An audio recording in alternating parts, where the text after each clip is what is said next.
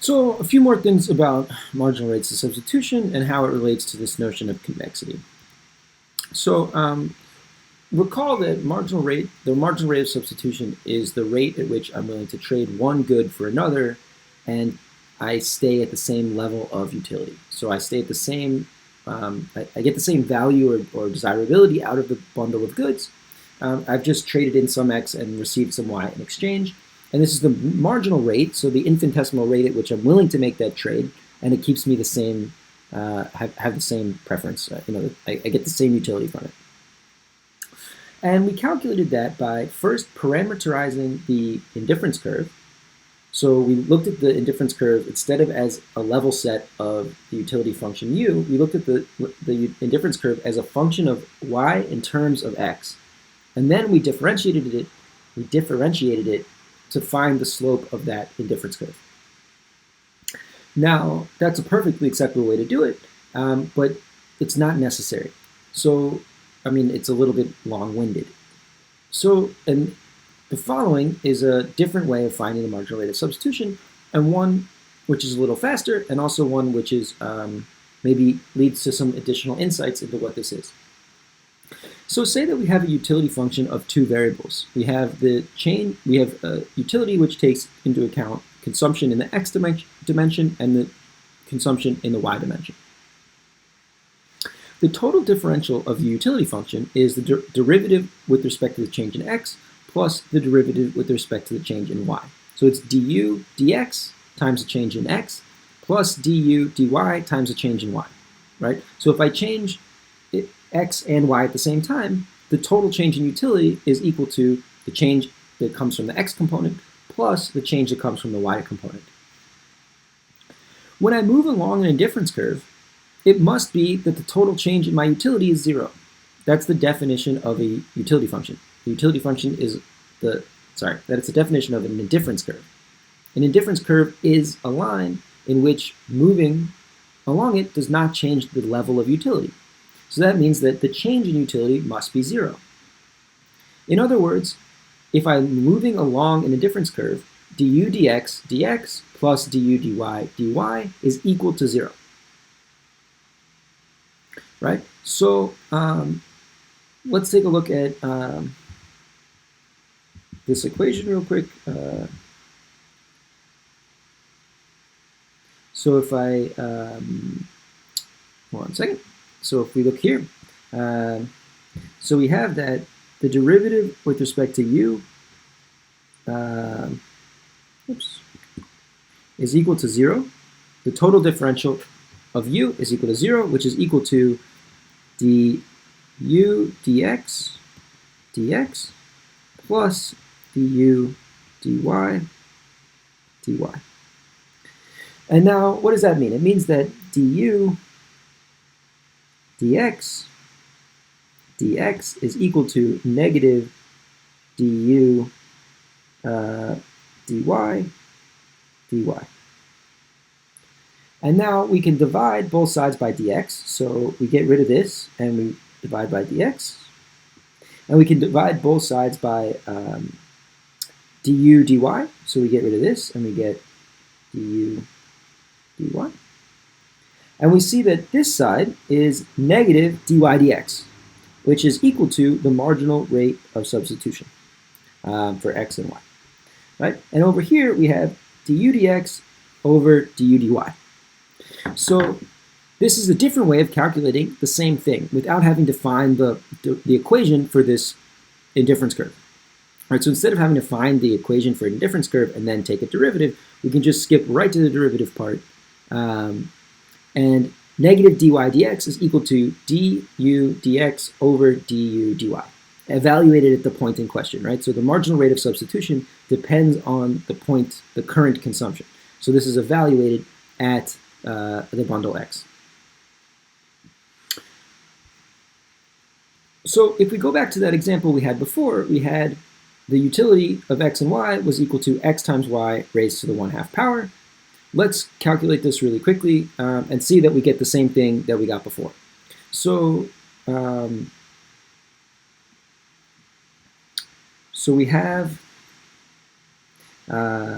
utility of x and y is equal to x, y to the 1/2. So du dx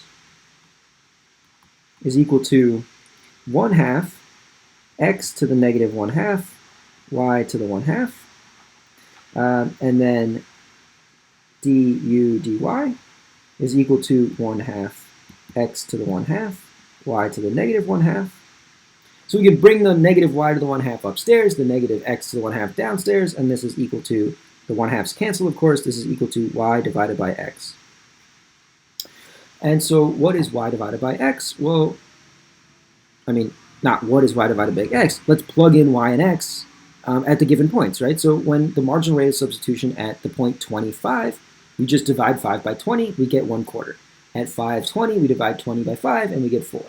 And those are exactly the marginal rates of substitution we found in the previous lecture using the other method. And of course, they're going to be the same. Math is pretty consistent. So at the end of the last lecture, we started to allude to something called diminishing marginal rates of substitution. So just like marginal utility, it feels like the marginal rate of substitution should be diminishing. As I trade away more and more y for x, I get less and less y, which means my remaining amount of y becomes more valuable and I become less willing to give it up. So I'm less willing to forego y after I've traded some away, or when my stock of y is getting smaller and smaller. In other words, as x increases, the marginal rate of substitution of y for x decreases. That's saying that that's just a succinct way of saying all the stuff above, that as I trade y for x, I become less willing to trade y for x. Or I'm going to need more x in response to the same decrease in y. So unlike decreasing marginal utility, decreasing marginal rates of substitution is actually ordinarily meaningful and related to just the structure of the utility coming from preferences, coming from choices, not coming from the particular magnitude of the utility function that I chose. So let's investigate that a little bit more. So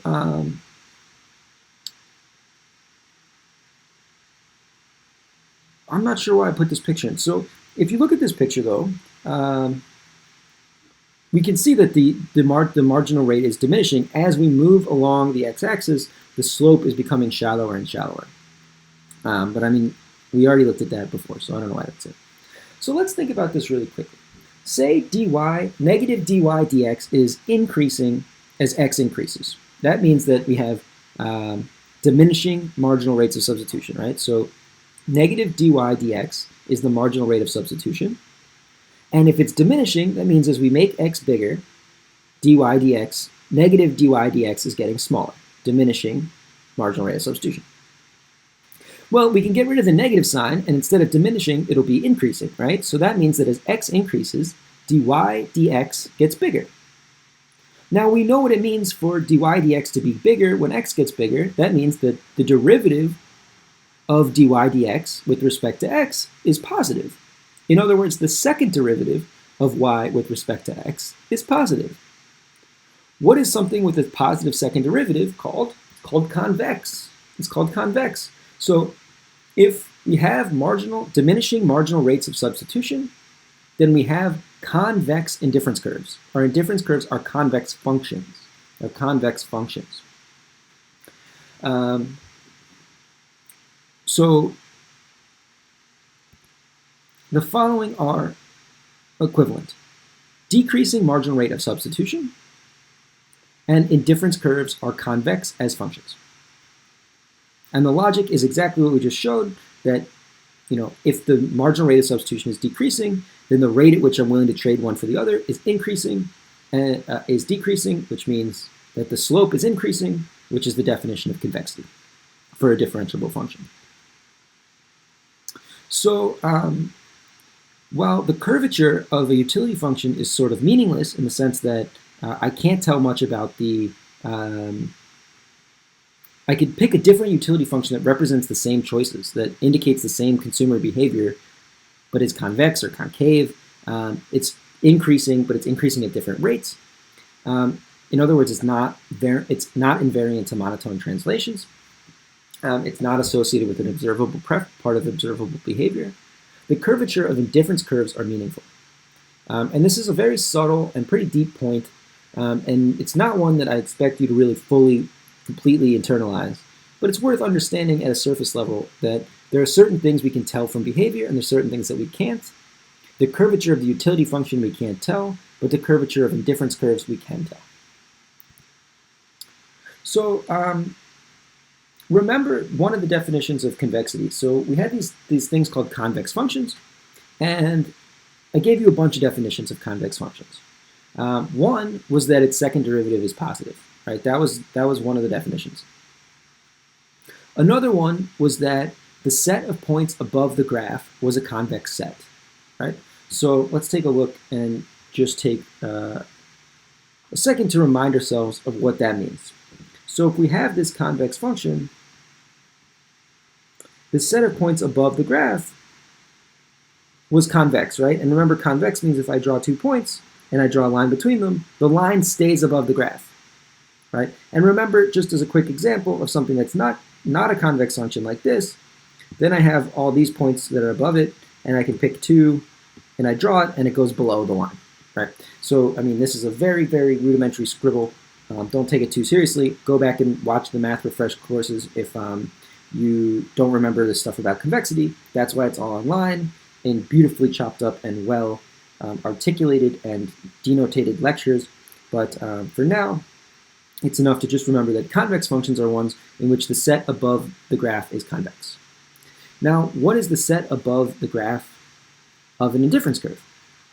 Well, the set of things above an indifference curve are the things that are preferred to the objects in the indifference curve, the things that give a higher utility.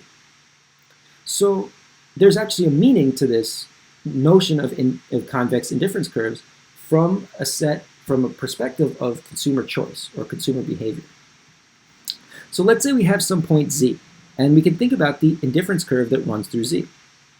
The indifference curve that runs through z is all the points that are indifferent to z. Now let's take 2 other bundles, the bundle x and the bundle y.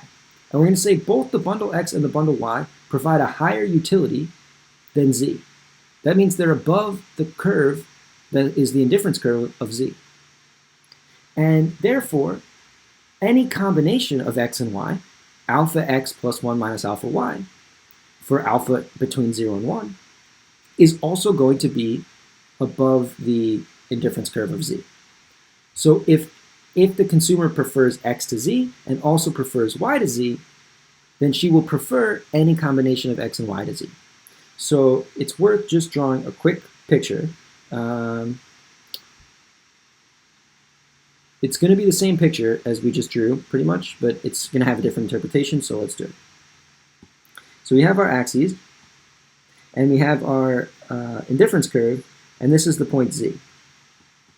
That's the bundle z. And now we're going to say, if we pick 2 points, maybe y is indifferent to z, and x is better than z. What this is saying is that if we have diminishing marginal rates of substitution, then the set of points above z is a convex set, and therefore anything in between x and y is also preferred to z. So all of the points that are convex combinations of x and y are also preferred to the bundle z.